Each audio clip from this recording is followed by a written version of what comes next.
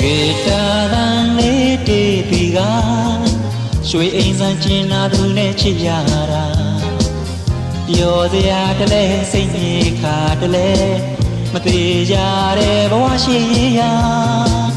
ဘယ်အချိန်မှတို့ခွဲရအောင်မလဲရင်ထဲမှာတွေးရင်အေးချမ်းမှုအတွက်ပူပင်နေမိတာဂီတာတန်လေးကြားချိန်မှာရွှေအိမ်ဆန်းကျင်နာသူလေးတွေးပြီးပါမရေရတော့ခုဘဝနဲ့ပဲတစ်ချိန်ချိန်မှမကွဲကွာဖို့ရာ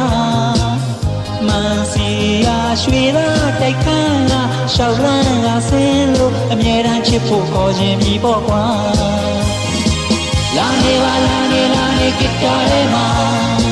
လာနေပါလာနေလာနေဂီတာထဲမှာဘယ်သူလေးဘယ်လိုထင်ထင်ရင်ဆိုင်ဖို့ရာ